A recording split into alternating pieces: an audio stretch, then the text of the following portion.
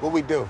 We'll find out in a minute what you did. What's this? Welcome to WatchMojo, and today we're counting down our picks for the top 10 musicians who got in trouble over their lyrics. We was partying, y'all was trying to get the pack in. Got tired of people trying to put too much meaning into my lyrics, you know. Let's get it started. Let's get it started in here. Let's get it started. For this list, we're looking at the artists and bands whose racy words got them in trouble with the public and censors. What's a song with lyrics that raised your eyebrows to your hairline? Tell us in the comments below. Number 10, Kanye West. Kanye's beef with Taylor Swift goes all the way back to 2009, when he took away the 19-year-old's microphone to voice his own opinions as she accepted her first MTV Video Music Award. I'm really happy for you. I'm gonna let you finish. But Beyonce had one of the best videos of all time. 7 years later, he was still going at it, as heard in his song Famous. I feel like me and Taylor might still have sex. Why? I made that bitch famous. The media and Taylor herself called out the lyrics for being misogynistic, and she subtly denounced his attempt to take credit for her career at the 2016 Grammy Awards. There are going to be people along the way who will try to undercut your success or take credit for your accomplishments or your fame. The controversy continued when Kim Kardashian released a recording of Taylor allegedly approving the lines. However, a longer recording suggested that Taylor hadn't agreed to being called, quote, that bitch. Number 9, Robin Thicke featuring T.I. and Pharrell. It didn't take long for Robin Thicke's blurred lines to become more famous for being creepy than catchy. The lyrics, I know you want it, but you're a good girl, and I hate these blurred lines, were blasted as promoting sexual crimes and violence, especially towards women. The backlash even led several school boards in the United Kingdom to ban the song from events. Pharrell Williams initially defended the song as empowering thanks to lyrics like, quote, that man is not your maker, but later disowned it. You don't need no papers. That man is not your maker. Meanwhile, Thicke threw wood on the fire by telling GQ that the song tried to, quote, do everything that is completely derogatory towards women, before claiming he'd just been impersonating Ron Burgundy. I don't believe you. Number 8, JayZ. Released in 2017, JayZ's The Story of OJ looks at race and racism in America. OJ like, I'm not black, I'm OJ. Okay. In the lyrics, the rapper urges his listeners not to throw away their money and to make smart financial investments as a way to, quote, buy the neighborhood. Take your drug money and buy the neighborhood. That's how you rinse it. As part of this theme, he posed the question, You ever wonder why Jewish people own all the property in America? That's how they did it. It ignited a debate on social media over whether the line was anti-Semitic, and the Anti-Defamation League expressed concern, quote, that this lyric could feed into preconceived notions about Jews. If you don't have a problem with the exaggerations of the guy eating watermelon and all the things that was happening, Symbolism. if you don't have a problem with that and that's the only line you pick out, then you are being a hypocrite. JayZ defended the line as an exaggeration, with the underlying message that the Jewish people, quote, got it right. Of course I know Jewish people don't own all the property in America. That's not even, I own things. Yeah. So, Number 7, Britney Spears. Unlike many controversial songs, Britney Spears' 2009 song If You Seek Amy was criticized for appearing family-friendly while being anything but.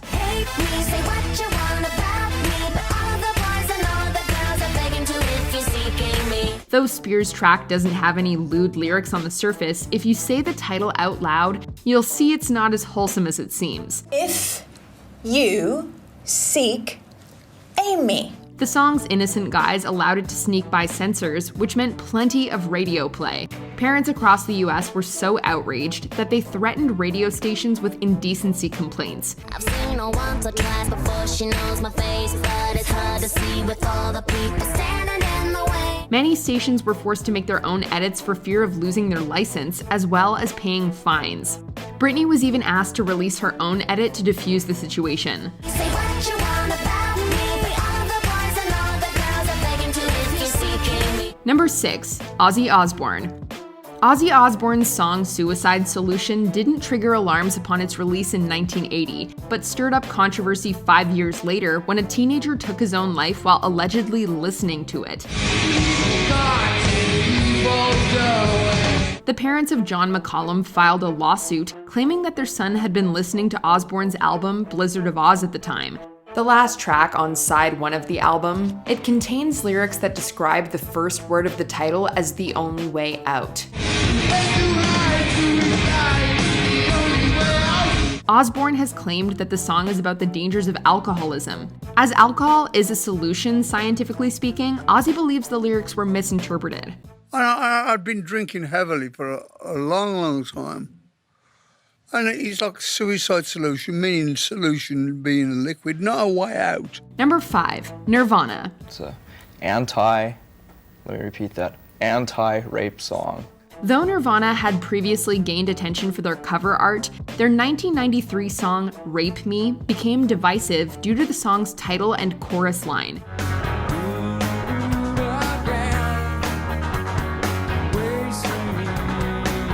Kurt Cobain defended the song, stating that it was meant to be empowering to survivors. I got tired of people trying to put too much meaning into my lyrics, you know. In his own words, the message was intended as, quote, "You'll never kill me, I'll survive this." Regardless of their intent, Walmart forced Nirvana to change the track's title to Waif Me on CDs of In Utero. At the same time, they also removed images of fetuses from the back cover of the album. We don't talk about that here. No. Number 4, Eminem. Eminem worried his ex-girlfriend when he recorded Kim. Aw, what's the matter, Kim? Am I too loud for you? But 1999's My Name Is led Eminem's mother to take illegal action against him.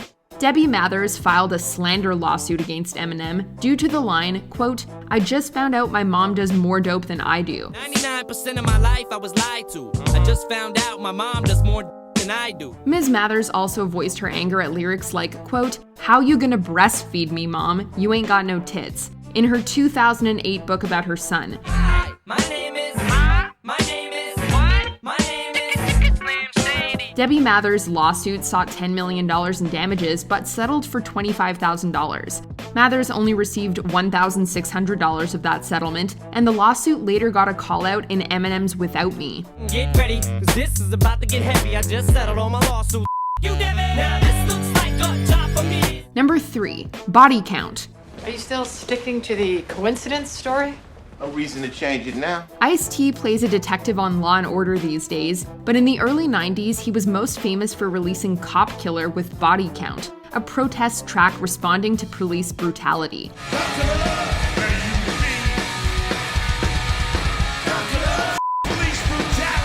Many criticized it for going too far.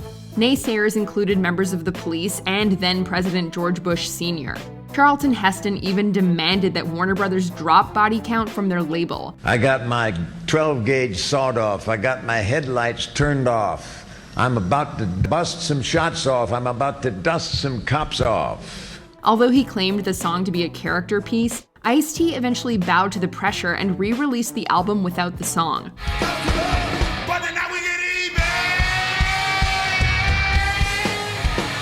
Number 2, 2 Live Crew. While a song like 1989's Me So Horny seems childish and ridiculous now, it was once a crime to even sell it, at least in Florida. Robbed at a house, knocked on the door, not having no idea of what the night had in store. The track is filled with sexual imagery and lewd samples from the movies Full Metal Jacket and Which Way Is Up. In fact, 2 Live Crew's album, As Nasty As They Wanna Be, contains as many as 116 references to genitals.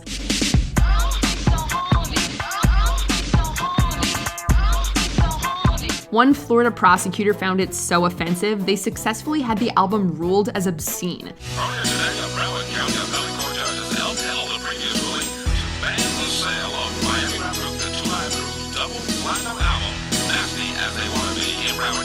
The ruling led to the band's arrest for performing the tracks and several record vendors charged with selling obscene materials. We have the right to say what we want to say. We have the right to do what we want to do. And what I do in my house, you might not do in your house. Before we unveil our number 1 pick, here are some honorable mentions.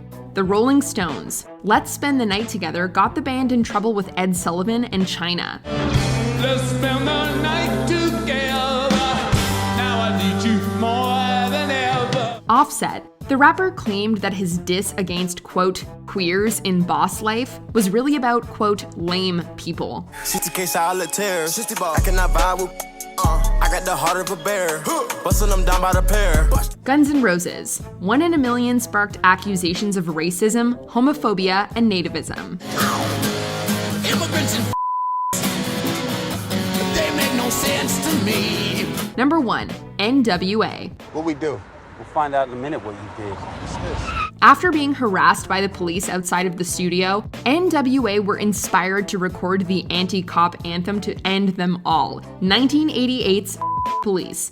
Police coming straight from the underground. A young got it bad 'cause I'm brown. As the track quickly gained attention for seemingly promoting violence against authorities, N.W.A. received a letter from the FBI. A young on the warpath, and when I finish, it's gonna be a bloodbath. The song was even banned from their supporting tour, with cops regularly lecturing them about it before shows. The performance of the song, F the Police, will not be permitted. When the band performed the song in protest at a Detroit concert, the set was shut down immediately. The track was even banned on Australian radio. I'm expressing with my full capabilities, and now I'm living in correctional facilities. Do you agree with our picks? Check out this other recent clip from WatchMojo, and be sure to subscribe and ring the bell to be notified about our latest videos.